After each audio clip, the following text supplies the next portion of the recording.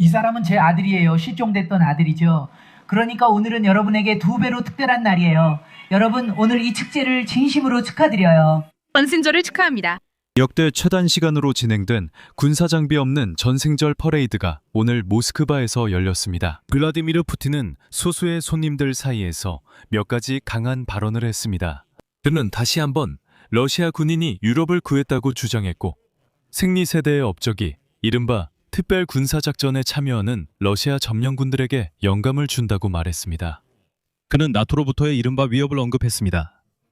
하지만 그랬습니다. 그리고 올해 처음으로 러시아 전승절 퍼레이드에 우크라이나를 상대로 한 전쟁에서 사망한 점령군의 아내들과 어머니들이 등장했습니다. 그리고 이 장면조차도 비극의 규모를 보여주었습니다.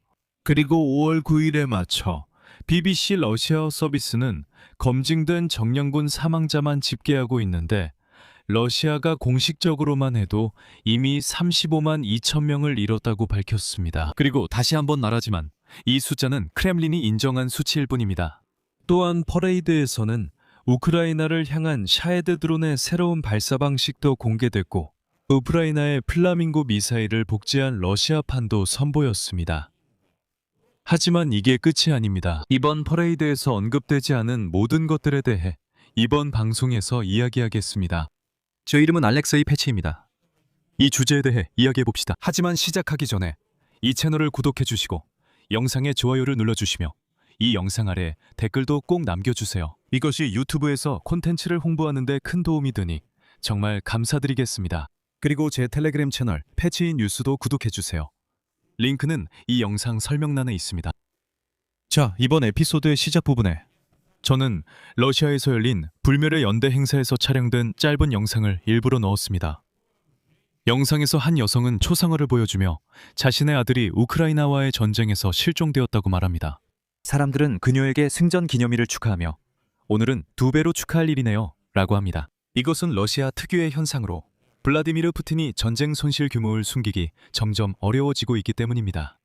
예를 들어 러시아 치타에서는 5월 9일 중앙광장에서 우크라이나 침공 중에 전사한 군인들의 아내와 어머니들이 처음으로 퍼레이드 대열에 참가해 행진했습니다. 공개된 영상에서는 여성들이 똑같은 군복을 입고 행진했으며 행렬의 맨 뒤에는 전사한 러시아 점령군의 초상화를 든 여성들이 있었습니다.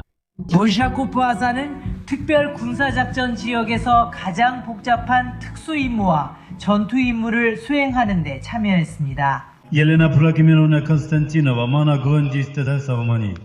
하지만 올해 블라디미르 푸틴 본인이 전쟁에서의 손실 문제를 애국적인 호소로 전환하려고 시도하기 시작한 것이 핵심입니다. 같은 퍼레이드에서 사회자는 소위 영웅들의 미망인과 어머니들이 입은 특별 군사작전 제복이 인용하자면 지금 전선에 있는 이들에 대한 책임감, 충성심, 그리고 꺾이지 않는 믿음의 상징이라고 말합니다. 한편 명절을 앞두고 러시아 일부 지역에서는 크렘린에서 퍼레이드라는 단어를 성대한 행진으로 바꾸라는 지침서를 받았습니다. 실제로 그런 포스터들이 크라스노다르, 우파, 첼야빈스크에 등장했습니다. 즉, 러시아 병사들이 우크라이나에서 계속 죽는 상황에서 전승절 열병식이라는 표현을 신중히 써야 한다는 것입니다. 이런 상황에서 BBC 러시아 서비스가 다음과 같은 정보를 공개했습니다. 전면 침공이 시작된 이후 2025년 말까지 공식적으로 확인된 러시아 점령군 사망자 수는 35만 2천 명에 달합니다. 이러한 결론은 기자들이 사망자 명단, 상속 관련 기록, 그리고 법원 통계를 분석한 결과입니다.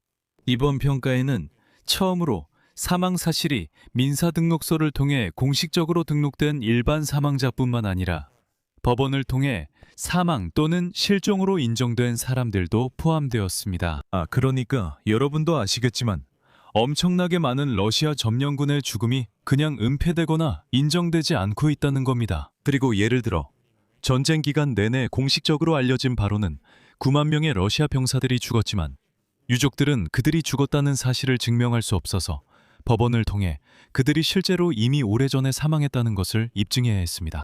그리고 연구 저자들이 밝힌 바에 따르면 손실의 정점은 2024, 2025년에 있었는데 이때 전투의 강도가 급격히 증가했습니다. 바로 이 시기에 러시아 법원들은 실종자를 대량으로 사망자로 인정하기 시작했고 2년 동안 군부대와 유족들로부터 최대 8만 6천 건의 소송이 접수되었습니다. 연구에 따르면 2025년 12월부터 2026년 4월까지 러시아군은 우크라이나 측의 추산으로 약 15만 7천 명의 사상자를 냈습니다. 같은 기간 동안 자원병으로 모집된 인원은 14만 8천 명에 불과했습니다. 이는 손실 속도가 인력 보충 능력을 초과하기 시작했다는 것을 의미합니다.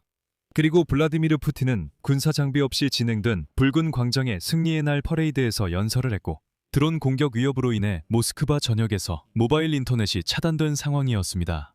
블라디미르 푸틴은 러시아군이 우크라이나에서 어느 정도 전진했다고 주장했고 나토 국가들이 공격적인 세력을 지원하고 있다고 비난했습니다.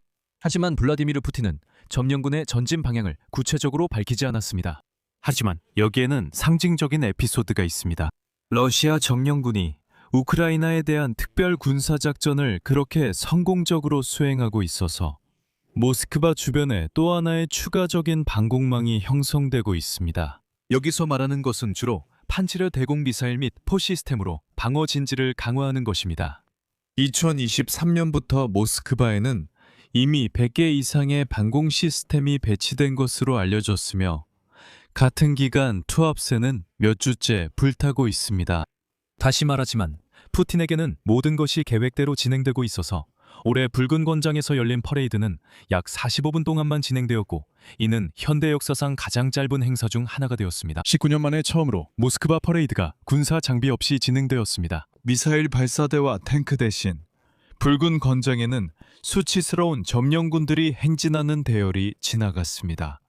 퍼레이드 중계에서 무기 시연은 영상 화면으로 대체되었습니다.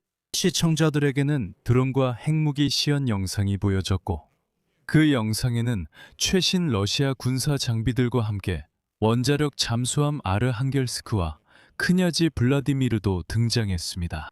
블라디미르 푸틴의 극심한 편집증이 바로 이것입니다. 오랜만에 처음으로 붉은 광장에서 열린 승리의 퍼레이드 관람석에 심지어 국가두마 의원들과 러시아 정부의 구성원들조차 입장하지 못했습니다.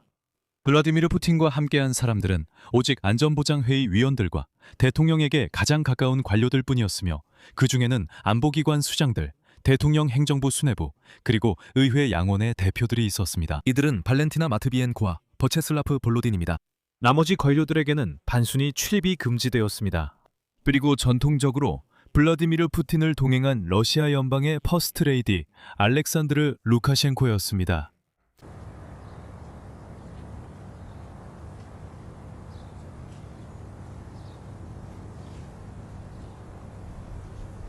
또한 이번 퍼레이드에서는 처음으로 북한 군인들이 행진했으며 행사의 마지막은 러시아 항공우주군 소속 수호이 25 공격기들 이 붉은 광장 상공을 비행하면서 마무리되었습니다.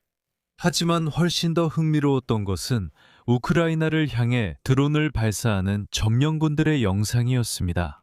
러시아 연방은 차량에서 바로 샤헤드 드론을 우크라이나로 발사하는 모습을 공개했습니다. 또한 퍼레이드에서는 우크라이나 미사일 FP5 플라밍고의 축소 모형을 선보였는데 러시아에서는 이를 계란5라고 불렀습니다. 이것도 흥미로운 부분입니다. 러시아인들은 우크라이나가 스스로 무언가를 개발할 수 없다고 크게 주장해왔습니다. 하지만 실제로는 러시아가 이미 우크라이나의 개발품을 복제하려 하고 있음이 드러났습니다.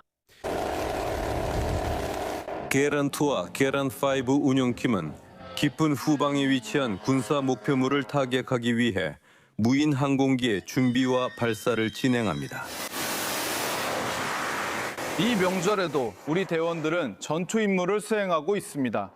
참전 용사들과 모든 국민 여러분께 위대한 승리의 날을 진심으로 축하드립니다. 여기서 말을 잠시 멈추고 이 유튜브 채널의 우크라이나어 시청자분들께 말씀드리자면 제가 새로운 유튜브 채널을 만들었고 그곳에서는 매일 저녁 우크라이나어로만 하루의 주요 소식을 우크라이나 관련 주제로 전해드리고 있습니다. 그래서 만약 여러분이 우크라이나어로 뉴스를 듣는 것을 더 선호하신다면 이 영상 설명란에 올렉시 피치와 피춘키의 새로운 유튜브 채널 링크를 남겨두겠습니다.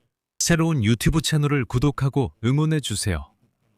그리고 댓글도 남겨주시고 채널 구독과 알림 설정, 좋아요도 잊지 말아주세요. 그리고 이 유튜브 채널의 활동을 지원하고 싶으시다면 이 영상 설명란에 있는 링크와 계좌 정보 또는 화면에 보이는 QR코드를 통해 언제든지 후원하실 수 있습니다. 오늘은 여기까지입니다. 건강 조심하시고 모두 안녕히 계세요.